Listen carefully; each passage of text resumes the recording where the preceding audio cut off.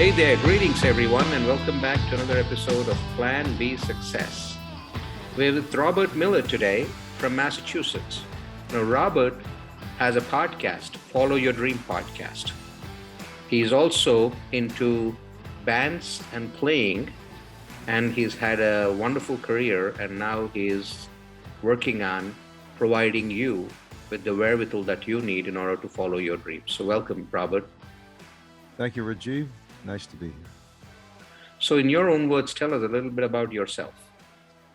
Sure. I was a musician early on and felt that that was going to be my career. That's what I was aiming towards. But like so many people, life got in the way for me, and I got sidetracked from that career for a long time. And it was only when I was in my 60s that I finally got back to the dream that I had when I was young. And that was a music dream, of course. And since that time, I have devoted myself first to the music, and it's been very, very successful. And then out of that, I decided to do a podcast, which, as you said, is called Follow Your Dream, because I think people found my story inspirational, and I felt that I could help others to follow and succeed at their dream, whatever it might be. Awesome. So you mentioned, at 60s where you got to chase your passion. So what did you do throughout your life? What was your career like? Well, again, I started out playing music and I thought that that's where it was going to go. But when I graduated college, I was a broadcasting and film major in college. And my aspiration at that time was to do a broadcasting job during the day and play music at night. And when I got out of college, I was able to get an entry level job in a public television station in Boston. It was in the mailroom because that's where everybody started at that time. And I thought I was going to get out of the mailroom and get into the production end of things within about a month or so, because that had been the trajectory of everybody else that had the job. But it was a bad time in the economy. And unfortunately, there were no job openings. So even though I was volunteering within the station, I couldn't get another job within the station. So I was stuck in the mailroom, not for a couple of months, but for over a year. And in the meantime, I was playing music in the evenings in all the various clubs around the Boston area. But the tragedy for me was that between the two jobs, I was making nothing. It was not a living, it was an existence, if you will. And in a moment of complete weakness, a friend of mine said to me, "Why don't you go to law school?" And I said, "Why would I want to do that?" And he said, "Well, you could do law during the day and you could play music at night. And that would be a good living." And I thought about it for about 2 nanoseconds because I was a dumb 20-year-old kid, of course. And that's what I did. I went and applied to law school and I got in and I started to attend law school. And anybody that knows anything about the law knows that, as they say, the law is a jealous mistress, which means that I was working 23 hours a day. I had no time whatsoever to even think about, much less play music. And at that time, I was also married and we had our first child. And then I graduated from law school and I got a job. And, again, I was working 23 hours a day. Music became just a figment of my imagination. The sad thing is that I stopped playing music for 15 years. Okay, Wow. 15 years. My goal had been go to law school, play music at night, really focus on the music, and it was completely the other way. I just couldn't get my act together. And it was a very kind of sad thing for me at that time. But I always had the dream inside of me. And I believe that everybody starts off life with a dream. Um, and the dreams tend to be kind of big when we're young, to be an astronaut, to be a baseball player or something like that, or maybe a famous musician. But as we go further in life, life tends to get in the way. And that's what happened to me. And it happens to so many other people. We fall into something, as you said at the beginning of the program. Maybe we didn't choose what we fell into, but we just did. And we've got a job, we've got obligations, we've got family. All of a sudden, that dream is starting to fade away. And that's what happened to me. And it was only because I finally, when I was, decades into this dream, I finally said, if I don't do it now, when in the world am I ever going to do it? And that's what happened when I passed my 60th birthday. And then I just said, I'm going to jump into the deep end of the pool. I don't want to regret for the rest of my life that I never gave it a shot. That's amazing. That's what Plan B success is all about. When you look back, you don't want to have any regrets. So is that when Exactly. you started Project Grand Slam? Well, I had started Project Grand Slam a little bit earlier than that, but it was more like an avocation, more like a hobby, because I was still working and working in the other fields. And I wasn't doing music full time, which is what I wanted to do. And I felt that if I really was going to get anywhere, I needed to do it full time. And yet at the same time, by the time I jumped into that deep end of the pool, I'm past 60. I couldn't think of one other musician that started out in a field like music when they were my age. It's not like the Rolling Stones that are still doing it at 70 or 80, but they started out doing it when they were 20. Here's a guy that's jumping in to do it for the first time, really, when I was that age. So, one of the things that I did, I believe that everything works better when you have an action plan. And that's one of my philosophies. So I had an action plan and I literally wrote down on a napkin the first 5 or 10 steps that I felt I was going to have to take if I was really going to give music a shot. And one of those steps, of course, was to put together a band, which I called Project Grand Slam. And I decided that what I wanted in the band was to surround myself with not only talented musicians, but their youth as well. I wanted young, talented musicians because I wanted their excitement, their vitality, their youth, their enthusiasm. And I was very fortunate in being able to put together that kind of band. And it so happens that the band that I put together also has another attribute, and that is that almost everybody is from another country. Wow. So I have a number of Latin musicians that come from places like Mexico and Venezuela and Puerto Rico. I have a fellow that comes from Canada, another one that comes from Italy, of course, one or two from the United States, like myself, but it becomes almost like a melting pot where I not only get their enthusiasm and their talent, but their culture as well. And that gets infused into the music. So I've been very lucky in that regard. So when did you start this? Was it 20, around, right around 2015? I started Project Grand Slam several years earlier than that, but I became serious about it in 2015 when we put out our first album in our newly formed manner. And that was called Made in New York. Each year since then, I have put out at least one album of new material. So I'm making up for lost time. That's one of the things that I needed to do. And we've been playing around the world when we were able to play out. Of course, during the pandemic, it's been impossible to play. It's just now starting to loosen up. We played a couple of festivals this past summer, but up until 2020, we were playing as in clubs, we were playing concerts, we were playing festivals around the world. So it was a very heady time for us. Now, you mentioned that you started off with an action plan. How did that work out for you in terms of, when you had this vision for Project Grand Slam and what you wanted to do with it? Did everything work out per your action plan, or were there pivots that you saw? Oh, there's always pivots. There's no such thing as an action plan that works out 100%. Okay, it's more like a guideline. Right.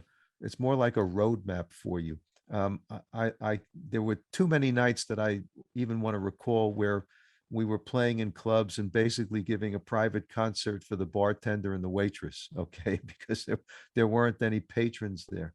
But that's part of the learning experience. I like to say it's one step forward, two steps back, and three steps sideways. And you have to be willing to go for, you have to be willing to live with that. And I also have, therefore believe that you always have to constantly adjust your action plan. There's a famous quote by the former heavyweight champion Mike Tyson when people asked him, "Did you have an action plan when you went into the ring?" And he said, "Yes, everybody has an action plan until they get hit in the face. And then they have to adjust that plan." So that's the way I felt in music as well. Now, in terms of the pandemic and right now the after effects of it, how has that changed what you've been doing with the band? Well, it's changed it dramatically. First of all, as I said, when the pandemic hit at the beginning of 2020, we were fortunate in the sense that we had just released in January of 2020 the last album that we had put together as a band called East Side Sessions.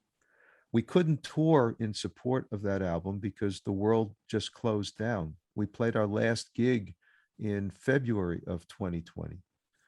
So I had to then say to myself, what were we going to do at this point? And the first thing I decided to do was to release some videos of songs that were on that album. And the first couple were, typical Zoom type videos with all the musicians set up, like in a checkerboard, and Hmm. everybody is lip syncing and lip playing to the songs. But it was a good way to introduce the music to the public. And then we got a little bit more adventurous. We did one that was an animated video, and the fourth one that we did, we took an older spaghetti western movie that kind of worked visually with the music that I had written for a particular song. So we put that out as a video.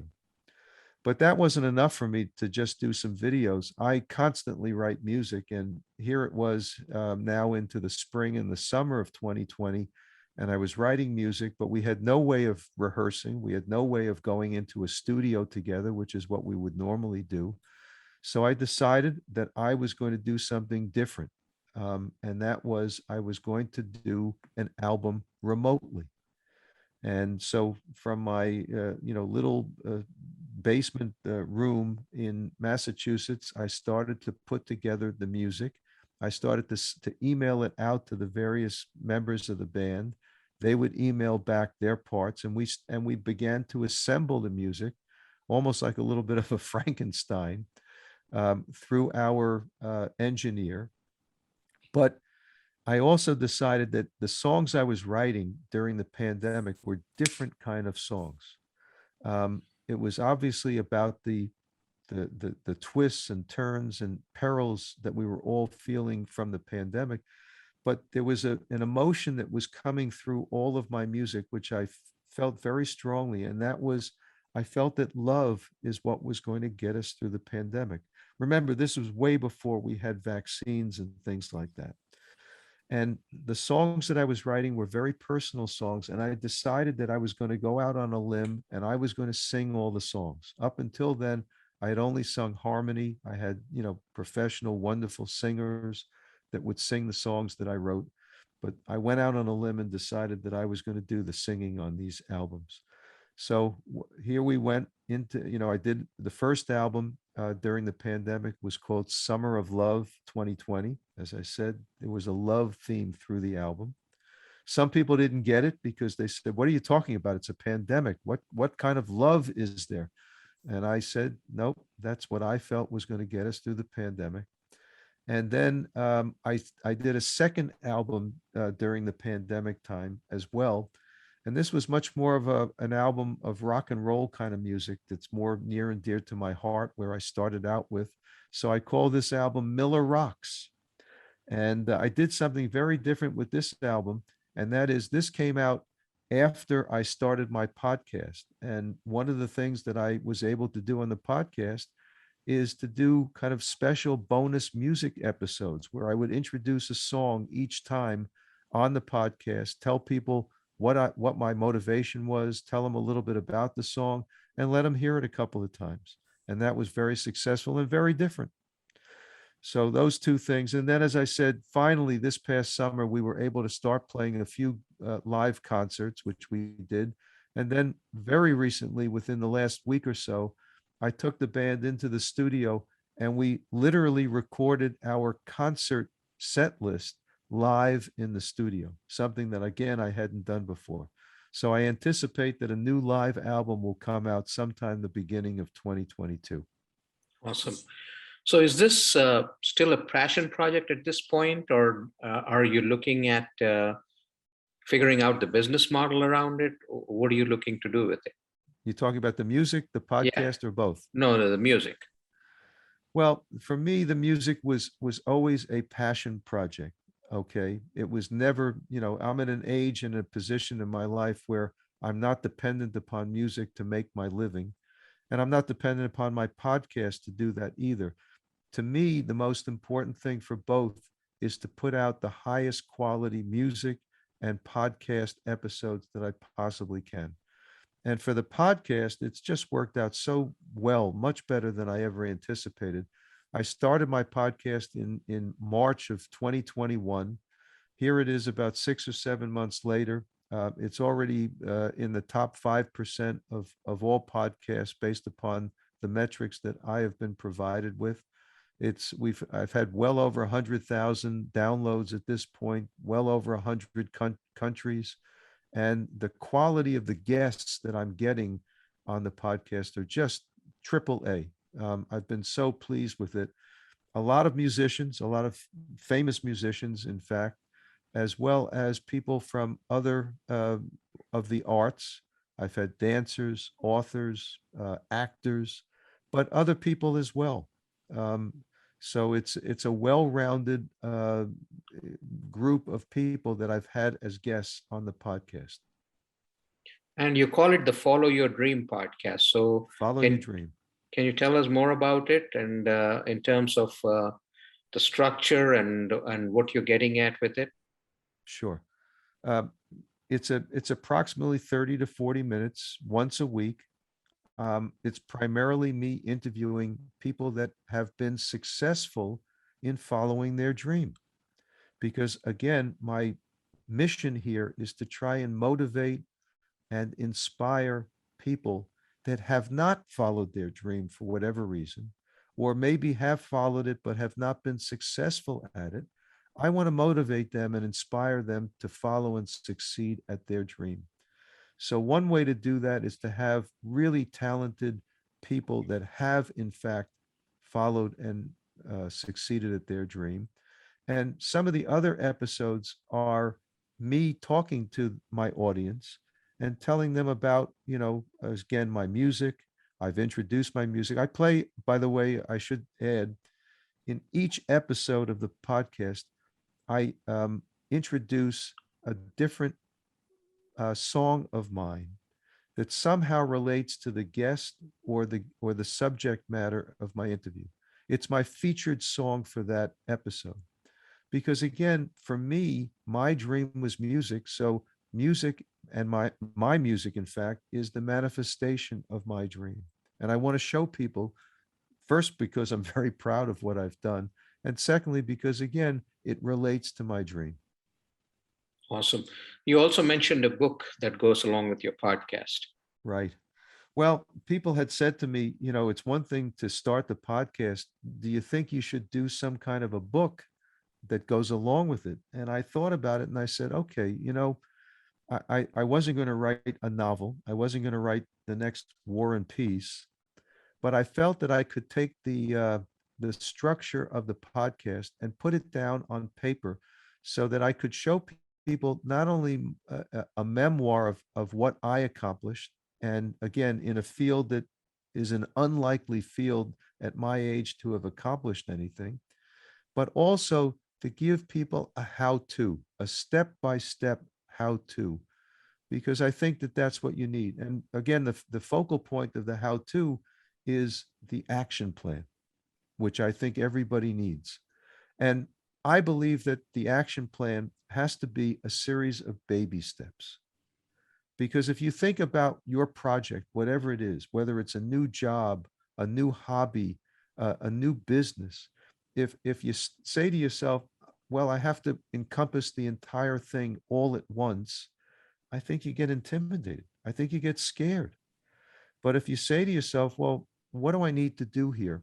How do I start out with baby step A? and go to baby step B.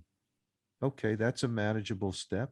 Now I go from step B to step C. That's also manageable.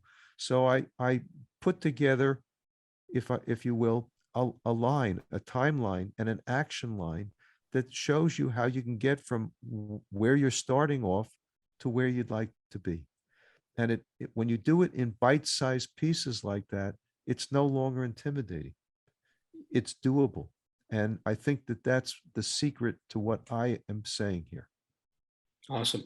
So, Robert, what are your future plans for both your music as well as your podcast? Well, I'm going to continue to play music as long as I can. I keep writing music. It's so important to me, and I want to play live as much as I can when the opportunity presents itself. And the podcast has been just a real, eye opener for me. I didn't expect it to go as quickly or as well as it has. It's obviously struck a bit of a nerve, and I love doing it. I love talking to the people that I have on my podcast, and I like putting it together, and I like the results that we're seeing. So I'm going to continue doing it. Awesome. Well, Robert, thank you so much for joining us today and sharing your story. This has been very inspiring in terms of looking at what you have done with yourself and following your dream. Before I let you go, one takeaway for the listeners, anything that you'd like to share? Well, my motto is you're never too old and it's never too late to follow your dream. And I think that if people keep that in mind, there's almost nothing that they can't accomplish.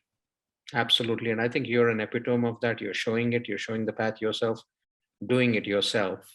And it comes out really strong for others to be inspired by and follow.